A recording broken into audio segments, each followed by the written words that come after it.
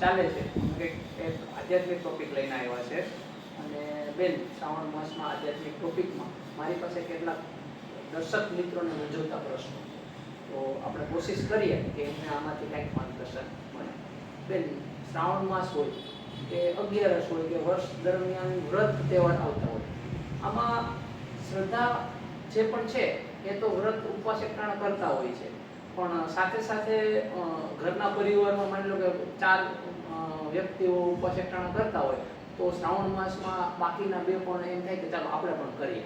એટલે શ્રદ્ધા પણ હોય છે અને આરોગ્યની દ્રષ્ટિએ પણ કરતા હોય છે. મારો તમને આજનો પ્રશ્ન એ છે કે માની લો કોઈ પણ વ્યક્તિએ શ્રાવણ માસના ઉપવાસ એકટાણા કર્યા, તો એને આધ્યાત્મિક રીતે તો લાભ મળે જ છે, એ તો તમે એનો જવાબ આપવાના છો, પણ સાથે સાથે મારું એવું માનવું છે કે એમને આરોગ્યની દ્રષ્ટિએ શું લાભ મળે ખરો? તો બંને દ્રષ્ટિએ આપનો શું મંતવ્ય છે? બહુ સાચી ને સરસ વાત છે. મોટા ભાગે આપણે શ્રાવણ મહિનો આવે અથવા તો પરસોત્તમ મહિનો હોય કે કોઈ પણ વાર તહેવાર રહેતા હોઈએ છીએ, તો ત્યારે એક તો આપણી શ્રદ્ધા છે.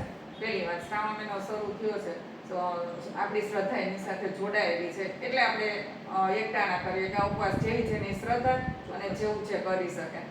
એ તો એ વાત પાકી જ છે. અને જેટલી શ્રદ્ધા છે એટલું એનું ફળ આધ્યાત્મિક જ મળે. આધ્યાત્મિક ફળ એનું મળે જ છે. જેટલી આપણી શ્રદ્ધા હોય ને જે રીતે આપણે કરતા હોય છે એનું આધ્યાત્મિક ફળ મળે છે. પણ જે રીતે તમે કીધું કે આરોગ્યની દ્રષ્ટિએ, બરાબર, તો આરોગ્યની દ્રષ્ટિએ એનાથી ફાયદો થાય એ બરોબર છે, પણ તમે જ્યારે એકટાણા શરૂ કરો છો કે કોઈ પણ ઉપવાસ કરો છો ત્યારે તમારી દ્રષ્ટિકોણ કેવો છે, અથવા તમે કયા ભાવથી કરો છો? કે તમે એ ભાવથી કરો કે ભાઈ મારે શ્રાવણ મહિનો છે તો મારે એકટાણા કરવા જ જોઈએ, ભગવાનનો મહિનો છે અને મારે શ્રદ્ધાથી કરવા છે, તો એનું આધ્યાત્મિક ફળ મળશે. ઘણી વખત મેં બહેનોને એવું કહેતા સાંભળ્યા છે કે હાલો ને શ્રાવણ મહિનો કરી નાખીએ તો હારે હારે ડાયટિંગ પણ થઈ જાય. તો એ શક્ય નથી. જો એવું વિચારીને કરશો તો એનું આધ્યાત્મિક ફળ મળવાનું જ નથી. અને જો એ આધ્યાત્મિક ફળ નહીં મળે ને હારે હારે ડાયટિંગનું એટલા માટે નહીં મળે કે હારે પાછા ફરાળ કરતા હોય તો એમાં બટેટાના તે બધું ખાવાના છે તળેલું ને, તો એના કારણે ન તો આધ્યાત્મિક મળે કે ન તો એને આ વૈજ્ઞાનિક ખોરાકથી અથવા તો આરોગ્યની દ્રષ્ટિએ કોઈ પણ થાય નહીં. પણ જો તમે પૂરા ભાવથી કરો છો તો તમને એનું ફળ મળે છે. બીજું એનો સાથે સાથે જે કંઈક શરીરને ફાયદો થતો હોય એ થાય જ છે, પણ એના માટે આપણી શ્રદ્ધા હંમેશા એવું હોય કે નહીં કે કોઈ કારણસર આપણે કરીએ, આપણે માત્ર ને માત્ર ઈશ્વર માટે કરીએ છીએ, એ ભાવથી કરશું ત્યારે આપણને એનું આધ્યાત્મિક ફળ મળશે. પણ ડાયટિંગ કરીને પછી આપણે એમ કહીએ કે કિલોય વજન ઉતર્યું નહીં, તો ડાયટિંગ અલગ વસ્તુ છે, એને અલગ રીતે કરવાનું થાય, કોઈ પણ સમયે એને આપણે કરી શકીએ છીએ. જ્યારે આ એકટાણા ઉપવાસ છે ત્યારે માત્ર ને માત્ર શ્રદ્ધા ભાવથી જ કરીએ તો વધારે સારો એનો ફાયદો આપણે મેળવી શકીએ. સરસ બેન, ટૂંકમાં પૂરી શ્રદ્ધાથી જો કરેલું હોય તો જે આધ્યાત્મિક રીતે તો થાય છે, પણ સાથે સાથે એનો ધાર્મિક રીતે આરોગ્યની દ્રષ્ટિએ પણ એને લાભ મળે, પણ શ્રદ્ધા પહેલા હોવી જોઈએ. સરસ સરસ બેન. હવે બેન, આ ઉપરથી એક બીજો પ્રશ્ન તમને પૂછવા માંગુ છું કે ઘણા લોકો નિસ્વાર્થ ભાવે ઉપવાસ એકટાણા શ્રદ્ધા પછી ઈશ્વર પ્રત્યે એની પ્રાર્થના પૂજા અર્ચના બધું કરતા હોય છે, પણ એમાં અમુક ટકા લોકો કે શરત રાખતા હોય છે, અથવા તો દાખલા તરીકે ભાઈ મને આ લાભ મળે તો હું આ વસ્તુ કરીશ અથવા તો આવું કરીશ, બરાબર. દાખલા તરીકે ઘણા એક હસવાની વાત કરું કે ભાઈ મને ₹1,00,000ની લોટરી લાગે તો હું 25,000 આ કામમાં ધરાવીશ, બરાબર. તો એમાં થોડોક મને સ્વાર્થ દેખાય છે, તો આ દ્રષ્ટિએ શું યોગ્ય છે બેન? બરાબર. આને આપણે એક નામ એવું આપીએ ને કે માનતા કરી. હા, માનતા. કાંઈ પણ આપણે માનો કે એક તો કોઈ આપણી અપેક્ષા હોય, તમે જે વાત કરી કે ભાઈ આપણું કોઈ કાર્ય રોકાયેલું હોય ને ક્યાંથી આપણું કંઈ આવવાના હોય પૈસા છૂટી જાય તો હું આટલા ધરીશ, એ હોય. અથવા કોઈ શારીરિક ભાઈ આને આ સારું થઈ જશે તો હું કરીશ, પછી એમાં ચૂંદડી ચડાવવાનું હોય, વસ્ત્ર ચડાવવાનું હોય, પૈસાનો આપણે રકમ કોઈ નક્કી કરી કે જે 2 શ્રીફળથી ચાલુ થઈ અને માણસની શ્રદ્ધા મુજબ માનતા કરતા હોય છે. એની સાથે એની શ્રદ્ધા છે, બરોબર છે, પણ એનો મતલબ એવો નથી કે આપણે ઈશ્વર સામે આ એક શરત મૂકી કહેવાય. માનતા એટલે શરત. તો શરત જ્યારે આપણે મૂકીએ છીએ તો શરત કે તમે આમ કરશો તો હું આમ કરીશ, તમે મારા ₹1,00,000નો ફાયદો મને કરશો તો હું ધરીશ, તો એ શરત થઈ ગઈ. હવે જ્યારે શરત તમે વિચારો નિલેશભાઈ કે આપણે સામાન્ય રીતે જ્યારે કોઈ પણ ઓફિસમાં કાંઈ કામ હોય, આપણે એને એનું કામ પાર પડાવવાનું, કોઈ પણ ફાઇલમાં સાઇન કરાવવાની હોય, કોઈ કામ અટકેલું હોય ત્યારે માણસ એને લાંચ રૂશ્વત આપે છે કે ભાઈ તું મારું કામ કરી દે ને 5000 રૂપિયા તને આપી દઈશ. તો એ 5000 રૂપિયા માટે એ વ્યક્તિ કરી દે છે, પણ એ કોણ કરે કે જેનામાં નીતિમત્તા નથી એ. પણ જે નીતિવાળો માણસ હશે તો એ પણ નહીં કરે, એ તો એનાથી કરવાનું જ નથી. તો તમે વિચાર કરો કે ભાઈ નીતિવાળો માણસ પણ જો આ ન કામ કરતું હોય તો ઈશ્વર તો ક્યાંથી કરે? એટલે આવી રીતે ઈશ્વર કાંઈ કામ ન કરે. આપણે શ્રદ્ધા છે, ઈશ્વરને હંમેશા ધરવાનું છે. આપણી શ્રદ્ધા મુજબ આપણે એને વસ્ત્ર ધરીએ, અલંકાર ધરીએ કે કોઈ પણ રકમ ધરીએ તો સ્વીકારે જ છે 100%. તમે એક પૈથી માંડીને કરોડ સુધીનું દાન આપણે એને કરીએ છીએ અને ઈશ્વર સ્વીકારે છે. પણ જ્યારે માનો કે આપણી કોઈ સારી પરિસ્થિતિ હોય, સારું કામ સરસ આપણે ત્યાં થયું હોય તો ત્યારે રાજી ખુશીથી આપણે એ કામ કરીએ, ભગવાનને ધરીએ પ્રસાદી. અને બીજું કે હાલો કે કોઈ કામ આપણે હજી કરવાનું બાકી છે, કંઈક શરૂઆત કરવાની છે, કે દાખલા તરીકે હાલો કે કોઈ પ્રસંગ છે, તે પ્રસંગ પહેલા આપણે ભગવાનને યાદ કરી અને ત્યાં જઈ આવીએ, પ્રસાદી ધરી આવીએ, વસ્ત્ર ધરી આવીએ અને ઈશ્વરની પાસે પ્રાર્થના કરી આવીએ તો એ વધારે સારું કહેવાય. ભલે માનતા છે, શ્રદ્ધા છે, બરોબર, પણ એની આજુબાજુ જે તમે જો કાં તો તમે આગળ ચડાવી આવો કાં તો તમે પછી ચડાવી દો, નહીં એની કોઈ શરત. પણ ઈશ્વર પર શ્રદ્ધા છે તો બધું કામ ઈશ્વર પાર પાડે છે અને આપણા મુજબ આપણે જે કરીએ છીએ ઈશ્વર બધું સ્વીકારે છે. એની પાસે ભેદભાવ નથી કે આ કરોડ ધૈર્યા છે તો એના માટે એવું વિશેષ કંઈ આપી દેશે અને આ 100 ધૈર્યા છે તો એને નહીં આપે, એવું નથી. ઈશ્વરને બધું સ્વીકારે છે, જે ધરે છે ભાવથી એના માટે હું તમને એક સાવ નાની એવી વાત કહું કે એક વખત એક ગામમાંથી સંઘ જતો હતો દ્વારકા, બધા યાત્રા કરવા જતા હતા. એટલે એક ડોસીમાં હતા, તો વળી કોઈએ કીધું હશે કે હાલો ને માજી તમે પણ. એટલે ડોસીમાં કે ચાલો તો હું પણ દ્વારકા જઈ આવું. એટલે ડોસીમાં પણ સાથે દ્વારકા ગયા. ત્યાં બધા સંઘ પહોંચ્યા, ત્યાં નાહી ધોઈ ફ્રેશ થયા અને પછી ફ્રેશ થયા એટલે દર્શન કરવા ગયા બધા. હવે દર્શન કરવા ગયા એટલે સ્વાભાવિક રીતે બધાની પોતપોતાની શ્રદ્ધા મુજબ બધું ધન દોલત છે, કપડાં છે, વસ્ત્ર છે, ઘણું બધું સરસ બધું પૂજા પાઠ કરી અને ભગવાનને અર્પણ કર્યું. હવે ડોસીમાને બિચારાને એવું થયું કે હું તો શું ધરું, મારી પાસે તો કંઈ છે નહીં. એટલે એને યાદ આવે છે કે મારી પાસે એક રૂની પૂણી પડી છે. એટલે એ રૂની પૂણી લઈ અને ભગવાન પાસે ધરે છે. ધરીને ભગવાન સામે વાત કરે છે કે જો ભગવાન, મારી પાસે ધન દોલત કંઈ જ નથી, મારી પાસે માત્ર આ રૂની પૂણી છે જે તમે સ્વીકારજો. અને બીજું કે એક વાત તમને હું કહી દઉં ભગવાન, કે આ બધું જે ધન દોલત છે ને એ તમારા ખજાનામાં પડવાનું છે, પણ આ જે મારી પૂણી છે ને એનાથી તમારા મંદિરમાં અજવાળા થશે. એટલે ઈશ્વર પણ એની સામે જોઈને એકદમ ખડખડાટ હસે છે, સ્મિત આપે છે. એટલે કે આવી વસ્તુ જ્યારે સાવ આપણે નાનામાં નાની વસ્તુ કરીએ પણ એ ભાવ છે ને શ્રદ્ધા છે ઈશ્વર સ્વીકારે છે. બહુ સરસ બેન તમે દ્રષ્ટાંત આપ્યું છે. ખરેખર ઈશ્વર પાસે કોઈ શરત નહીં, પણ શ્રદ્ધાથી કોઈ પણ વસ્તુ તમે નિમિત્ત બનાવીને કોઈ પણ કાર્ય કરો તો એનું ફળ વધુ મળે. સરસ બેન.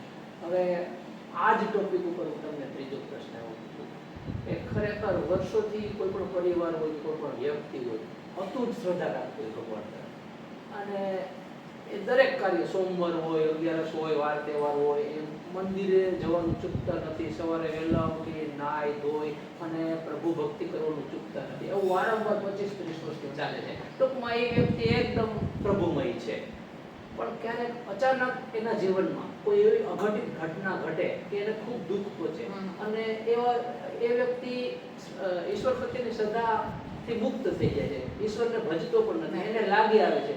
તો બેન આ વિશે તમારું શું કહેવાનું છે? આ કેટલા અંશે યોગ્ય છે? તો આવી પરિસ્થિતિમાં શું કરવું જોઈએ વ્યક્તિ? બરાબર, બહુ સારી અને સાચી વાત છે. કેમ કે મોટા ભાગે એવું હોય છે કે ભાઈ માણસોને ઈશ્વર પ્રત્યે શ્રદ્ધા હોય જ છે. સૌ પોતપોતાની શ્રદ્ધા મુજબ હંમેશા ઈશ્વરનું સ્મરણ કરતા હોય છે. અને જ્યારે માણસનું જીવન છે તો એની અંદર ચડાવ ઉતાર આવે જ છે. કંઈક ને કંઈક નાના મોટી મુશ્કેલીઓ આવે, ચડાવ ઉતાર આવે.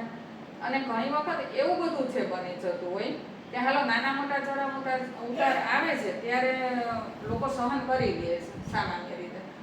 પણ ઘણી વખત એની જિંદગીમાં જે કાંઈ દુઃખ સુખ આવે છે તો એને ઈશ્વરને જવાબદાર ગણે છે એના માટે કે ભગવાન તું પણ મારી ઉપર જ કાંઈ દુઃખ નાખે. બરાબર, કે એની સાથે એનો ભાવ છે જે હોય. હવે એટલી બધું દુઃખ સહન થયું, પણ જ્યારે ઘણી વખત એવું બનતું હોય કે અઘટિત ઘટના બનતી હોય કે જીરવવું અઘરું જ હોય માણસ માટે, એ ક્ષણ અથવા તો એ જે બન્યું છે ઘટના, એ ઘટનાને જીરવી ન શકે.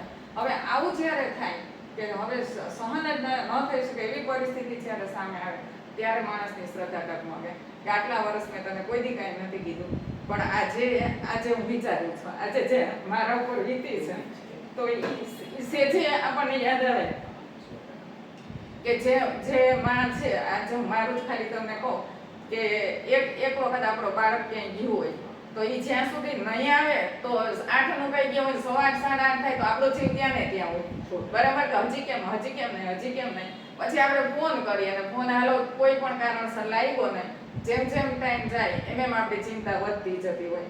હવે આ બાળક હંમેશા માટે જ્યારે જાય ત્યાંની પરિસ્થિતિ આપણે જોઈએ કે ઈ સહન ન થાય. બરાબર.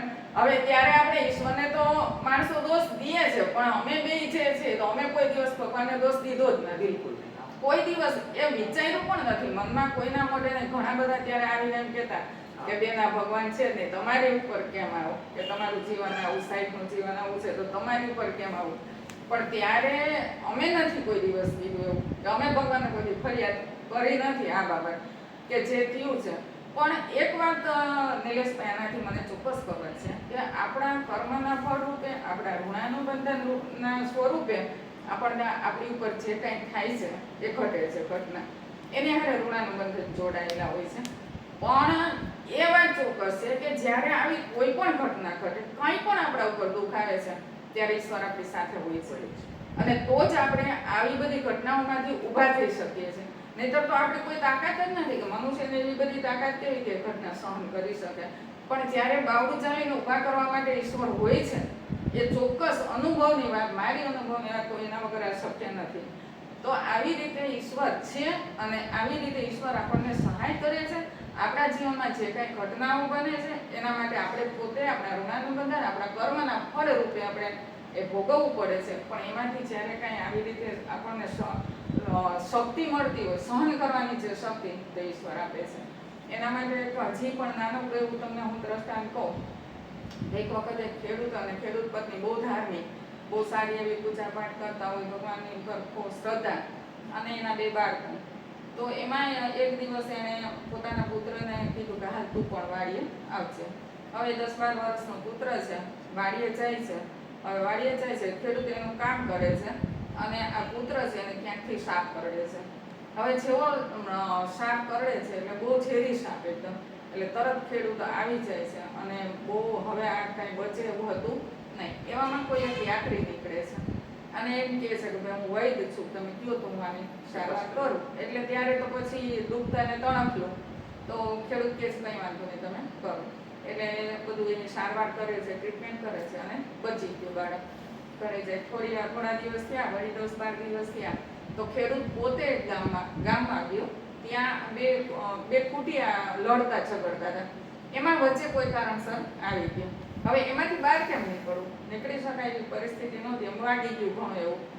અને કોઈ એક એવા વખતે વ્યક્તિ આવે કે જેને બાવડું પકડીને એકદમ ખેંચી લીધા અને એ બચી ગયો ખેડૂત. ભલે થોડું ઘણું વાગ્યું પણ જીવ બચી ગયો. થોડા દિવસ થયા, બહુ સરસ ખેતર વાવેલું હતું, સરસ વરસાદ થયેલો હતો, આખા ગામ કરતાં સારો સરસ મોલ આને ત્યાં પાકેલો હતો. અને ખેડૂત રાત્રે ત્યાં સૂતો હતો વાડીએ. હવે એવા વખતે હજી બારે બધું ઘરે પહોંચાડવાનું બાકી હતું અને જોરદાર વરસાદ થયો. એટલે ટોટલી ઘઉં જે બધા હતા એ બધા પલળી ગયા. હવે ખેડૂતથી રહેવાનું નહીં કે હવે તો હદ થઈ ગઈ, ભગવાન આમાં ક્યાં અમારી ભૂલ છે, શું અમારી ઉપર આટલું બધું કેમ રીતે છે ખબર પડતી નથી. તમે કહો કે આટલું આટલું કરવા છતાં શું કામ અમારે ભોગવવું પડે, તમે કેમ અમારી પાસે કંઈ મદદમાં નથી આવતા. ત્યારે એને ભગવાન શોકમાં આવે છે અને કહે છે કે બોલ કે તારો શું પ્રશ્ન છે. મારો એક પ્રશ્ન કે આટલી મોટી સરસ ફાલ હતો અને આવી રીતે પાણીથી ધોવાઈ ગયું વારે વારે, ત્યારે મારા દીકરાને શ્રાપ કર્યો, પછી આ ઘટના બની કુટિયાવાળી, અને પછી આ વારંવાર આવું થાય છે તો તમે કેમ ક્યાંય નથી આવતા અમને વહારે. ત્યારે ભગવાન કહે છે કે તારા દીકરાને શ્રાપ કર્યો, એ શ્રાપ અતિશય ઝેરી હતો, છોકરો વચ્ચે એમ હતો નહીં. પણ ત્યારે હું જ વૈદ બનીને આવ્યો હતો. જે વૈદ હતો એ વૈદ બનીને બીજું કોઈ નહોતું, એ હું જ હતો. અમે બે આખલા લડતા હતા ત્યારે તને બચાવવા વાળો કોણ હતો? તારી ખેંચો તો કોણે હાથ તારો? તો ત્યારે હું આવ્યો હતો તને ખેંચવા માટે, તારો હાથ ઝાલવા માટે ત્યારે હું હતો. હવે તારો પ્રશ્ન છે કે આ બગડી કેમ ગયા ઘઉં, બરાબર? વરસાદ કેમ થયો મારા બધા ઘઉં પલળી ગયા? તો એ વાત સાંભળતું કે તું રાત્રે સૂતો હતો ત્યારે ગામમાંથી તારું બધું બહુ સારા ઘઉં ને બધું થયું હતું, એના કારણે ગામના લોકોને તારી સાથે ઈર્ષા હતી, અને ઈર્ષા દેખાયના કારણે જે ઘઉં હતા એ ઘઉં ઉપર એ લોકો આખું કેન ભરીને ઝેર છાંટી ગયા હતા. અને જો તું એ સવારના પોરમાં ભરી લે ઘઉં અને એ ઘરે જઈને દડાવીને જો તું જમવાનો હતો તો તારું આખું કુટુંબ એમાં નાશ પામત. તો એને એ વખતે જો હું કાંઈ ન કરું તો એ તારે ઘઉં ઘરે પહોંચી જવાના હતા. એટલે મેં ત્યારે વરસાદ વરસાવ્યો કે ઉપર વરસાદ વરસાવેલા મોટાભાગનું ઝેર ધોવાઈ જાય, ઉપરના ઘઉં નીકળી જશે, નીચેના સારા હશે, તને કામ આવી જશે. તો ક્યારે હું મદદ કરું છું તને ખબર નથી. એટલે ઈશ્વર આપણને આપણી સાથે હર ઘડીને હર પડે આપણી સાથે હોય છે તો જ આ મનુષ્ય જીવનમાં એક શક્તિ મળે છે આપણને જિંદગી જીવવાની. એ વાત ચોક્કસ છે. બહુ સરસ બેન, છેલ્લા પ્રશ્નનો જવાબ તો તમે એવો મસ્ત આપ્યો છે કે દર્શક મિત્રોને પણ ખરેખર અનેક લોકોના જીવનમાં આવું ઘટતું હોય છે. અને તમે જે દ્રષ્ટાંત આપ્યું છે એમાં કર્મના સિદ્ધાંતો પ્રમાણે તમે લોકો જીવો છો તો એ બીજાને પણ આપણે કહી શકીએ ખરેખર કર્મના સિદ્ધાંતોને વળગી રહી અને કોઈ પણ કરીએ તો ઈશ્વર પ્રત્યેની શ્રદ્ધા આપણી અતૂટ રહે, એમાં ક્યારેય ખોટું પડતું નથી. ને એક બીજું પાસું પણ તમે સરસ મજાનું કીધું કે ઈશ્વર એમ કે પ્રકારે આપણે જાણતા હોય તો ન જાણતા આપણી મદદ તો કરતા જ હોય છે. તો દર્શક મિત્રો, શ્રાવણ માસ છે, 3 પ્રશ્નો બેને સરસ જવાબ આપ્યો, એમાંથી આપણને પણ ઘણું જાણવા મળશે. બીજા નંબરની અંદર શ્રાવણ માસની અંદર જ બેન આપણે જે પણ સારા સારા વિડીયો મૂકીએ છીએ દર્શક મિત્રો માટે, દરેકની માંગ હોય છે. આજે 1080 સબસ્ક્રાઇબર થઈ ગયા છે, બહુ મોટી વાત છે કે ટૂંકા સમયની અંદર. ને પાછા આપણા વિષયો બધા પોઝિટિવ હોય છે, બાકી તો ઘણા બધા વિષયોમાં રોજ વિડીયો મૂકી શકીએ પણ એવું આપણા વિડીયોમાં હોતું નથી. અને આપણે દર્શક મિત્રોને કેવું જોઈએ છે ને એનાથી સમાજને કેવો ફાયદો થાય એવા સતત તમારા અને મારા પ્રયત્ન હોય છે. તો બેન હજી પણ આશા છે કે ટૂંક સમયમાં સબસ્ક્રાઇબરો પણ વધશે, જેથી કરીને આપણો ઈરાદો કે આ આખા સૌરાષ્ટ્રમાં જ નહીં ગુજરાતભરમાં કે ગુજરાતની બહાર આપણા વિડીયો ફેમસ થાય, લોકોને કંઈક જાગૃતિ મળે. આજે દર્શક મિત્રોનો ખૂબ ખૂબ આભાર કે જેણે આટલા ટૂંકા ગાળામાં, માનો 2 મહિના આપણે શરૂઆત કરી છે અને આટલા ટૂંકા ગાળામાં ખૂબ સારા બધાના અભિપ્રાય આવે છે, બધાના મેસેજ આવે છે.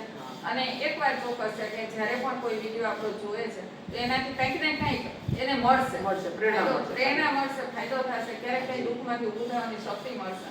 તો એના માટે આપણે જે કંઈ વિડીયો મૂકીએ છીએ સમય બગાડવા નહીં પણ સમયનો સદુપયોગ એનાથી થાય છે. એવી રીતના વિડીયો આપણે પણ ઈશ્વર શક્તિ આપે કે હજી પણ સારા વિડીયો આપણે દર્શક મિત્રોને આપીએ. દર્શક મિત્રોનો ખૂબ ખૂબ આભાર અને ખૂબ ખૂબ આભાર.